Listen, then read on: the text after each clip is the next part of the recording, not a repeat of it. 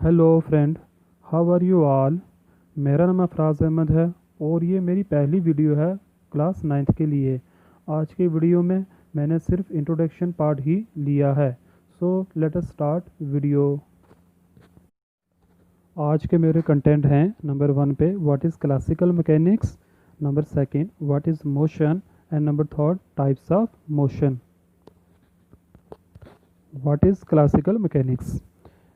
Number 1, classical mechanics is a branch of physics. So students, आपको ये पता होना चाहिए जो क्लासिकल मैकेनिक्स है this is a first branch of physics. अब इस क्लासिकल मैकेनिक्स के अंदर हम क्या करते हैं, तो सेकंड नंबर पे it describe the motion of macroscopic object. तो स्टूडेंट्स, ये मैक्रोस्कोपिक ऑब्जेक्ट कौन से होते हैं? मैक्रोस्कोपिक ऑब्जेक्ट वो होते हैं जिन्हें हम अपनी नेक्ड आइज से देख सकते हैं। फॉर एग्जांपल जैसे स्टार्स हो गए, प्लैनेट हो गए, स्पेस क्राफ्ट हैं, प्यूपल हैं, जैसे स्टोन वगैरह हैं। This is all macroscopic object. Students, हमारे पास दो किस्म के वर्ल्ड हैं, एक को हम बोलते हैं मैक्रोस्कोपिक वर्ल्ड, एक होता है हमारे पास माइक्रोस्कोपिक वर्ल्ड। तो मैक्रोस्कोपिक वर्ल्ड में जो भी हमारे पास थिंग्स हैं उनके मोशन को डिस्कस करने के लिए जो हमारे पास ब्रांच आती है फिजिक्स की, उसे हम बोलते हैं क्लासिकल मैकेनिक्स। सो क्लासिकल मैकेनिक्स के अंदर हम क्या डिस्कस करते हैं, it describe the motion of macroscopic object. अब मोशन किसकी वजह से क्रिएट होता है, तो वो तो हमें पता ही है कि मोशन फोर्स की वजह से क्रिएट होता है। अब जैसे एग्जांपल के तौर पर स्टार्स का मोशन हो गया, प्लैनेट का मोशन हो गया, एस्ट्रॉयड का मोशन है हमारे पास, स्पेस क्राफ्ट हो गए। अब इस अर्थ के ऊपर जैसे प्लैनेट्स घूमते हैं, इसका मोशन भी हम ले लेते हैं, ये भी हम क्लासिकल मैकेनिक्स के अंदर ही डिस्कस करते हैं। एंड एट एक्स्ट्रा काफ़ी सारी चीज़ें हैं जो हम क्लासिकल मैकेनिक्स के अंदर डिस्कस करते हैं। Number third, all the things in the earth which is in motion. जितनी भी चीज़ें हमारी ज़मीन के ऊपर हैं और वो मोशन के अंदर हैं, and seen with naked eyes study in this branch. और जो हम अपनी आंखों से देख सकते हैं उसे हम इस क्लासिकल मैकेनिक्स के अंदर स्टडी करते हैं। अब students, this branch of physics also called Newtonian mechanics. इस ब्रांच ऑफ फिजिक्स को हम न्यूटोनियन मैकेनिक्स भी कहते हैं। इसका रीज़न ये है कि ये जो ब्रांच है इसको किसने दिया था? सबसे पहले जो इसके ऊपर काम किया गया वह सर इसहाक न्यूटन ने काम किया, जिसको हम फादर ऑफ फिजिक्स के नाम से भी जानते हैं। स्टूडेंट, क्लासिकल मैकेनिक्स जो है ये बहुत ही इंटरेस्टिंग सब्जेक्ट है और this is a very interesting branch of physics. Let us move next. Next है हमारे पास व्हाट इज़ मोशन। तो स्टूडेंट्स, ये आप ध्यान से समझना कि मोशन क्या है। An object is said to be in motion. कब हम किसी ऑब्जेक्ट को बोलते हैं कि वो मोशन में है? When its position change with time. अगर वो ऑब्जेक्ट क्या करता है, अपनी पोजीशन को चेंज करता है, किसके रिस्पेक्ट में? टाइम के रिस्पेक्ट में। Students, time is very important. अगर for example let us suppose कि आप सुबह 8 बजे स्कूल के लिए निकलते हो घर से और आप टाइम देखते हो तो आपकी घड़ी पर टाइम होता है 8 AM। आप घर से निकले, पोजीशन चेंज करते जा रहे हो, मूव कर रहे हो, मूव कर रहे हो, पहुंच जाते हो स्कूल में। And when we look our watch, आप नोट करते हो कि टाइम क्या हुआ? 8 ही हुआ। तो स्टूडेंट्स, क्या आप मोशन के अंडर आए? इन लेमे लैंग्वेज हम बोलेंगे कि आप पोजीशन चेंज करते रहे थे, आप किस में हो? मोशन में हो। But students, in physics language के अंदर आप मोशन में नहीं आए। क्यों? क्योंकि टाइम का चेंज होना भी कंपलसरी है। अगर टाइम चेंज नहीं हो रहा, इन दैट केस आप मोशन के अंदर नहीं आए।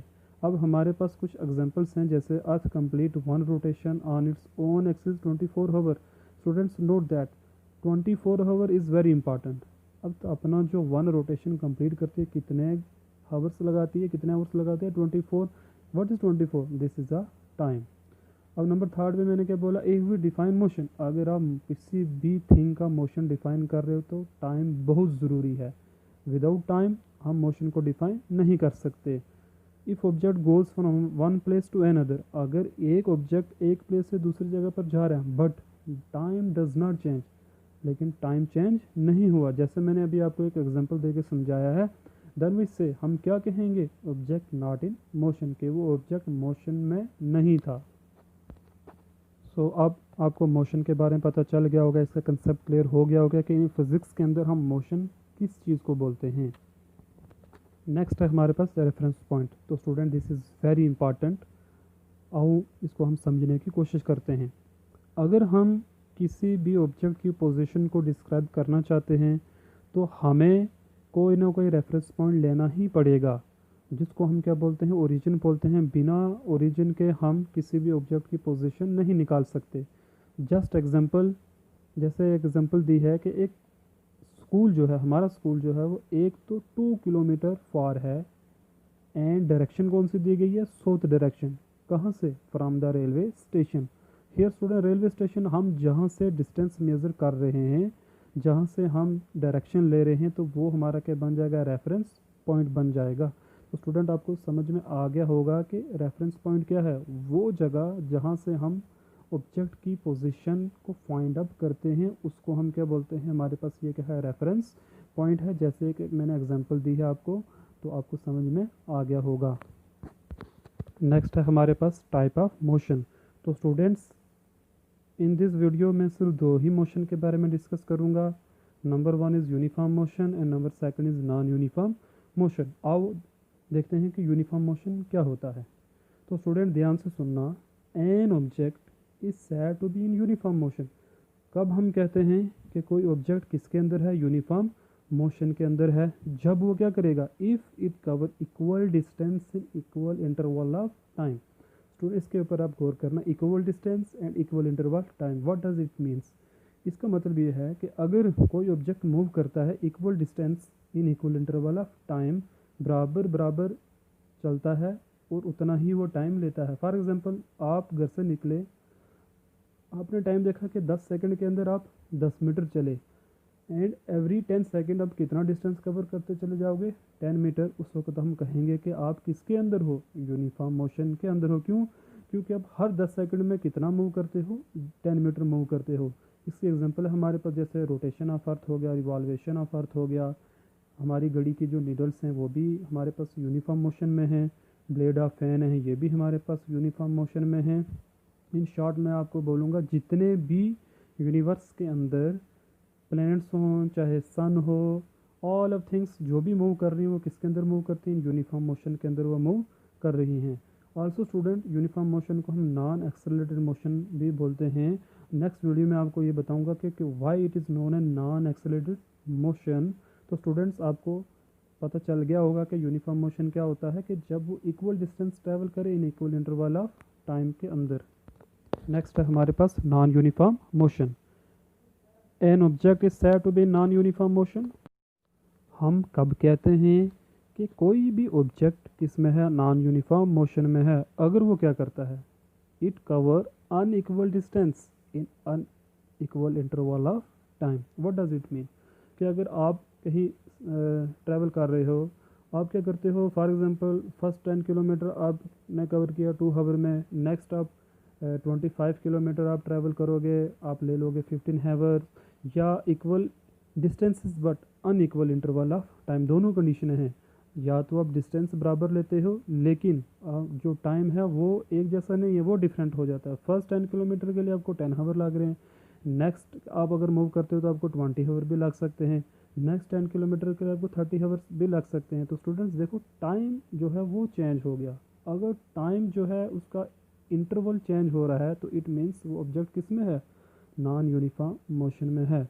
अगर बराबर टाइम के अंदर वो बराबर डिस्टेंस ट्रैवल नहीं करता तो ऑब्जेक्ट किसके अंदर है, नॉन यूनिफॉर्म मोशन के अंदर है। एग्जांपल, मोशन ऑफ ट्रेन है हमारा, बाउंसिंग बॉल है, मोशन ऑफ सिंपल पेंडुलम है। Students, in short, except some things, कुछ ही ऐसी चीज़ें हैं जिन्हें छोड़ के ऑल आर्टिफिशियल थिंग्स जितनी भी हैं वो सारी किसके अंदर होती हैं, नॉन यूनिफॉर्म मोशन के अंदर हैं।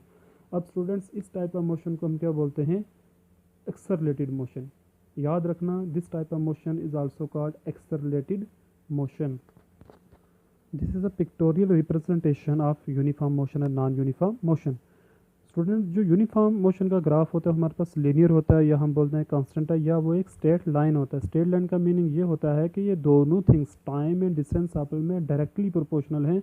अगर एक चीज़ इंक्रीज़ कर रही है दूसरी भी बराबर ही इंक्रीज़ कर रही है। अब सेकंड है जो ग्राफ नॉन यूनिफॉर्म मोशन का, हमारे पास नॉन लीनियर हो सकता है या क्या हो सकता है, कर्व्ड हो सकता है। जैसे फिगर्स के अंदर आप देख पा रहे हो, यूनिफॉर्म मोशन का जो ग्राफ है वो एक स्ट्रेट लाइन है, तो जो हमारे पास नॉन यूनिफॉर्म मोशन का ग्राफ है वो क्या है, कर्व्स लाइन है हमारे पास। तो स्टूडेंट्स, आज के वीडियो में हम इतना ही रखेंगे। एंड लास्ट पे please like and subscribe this channel. And I hope आपके सारे कंसेप्ट क्लियर हो गए होंगे।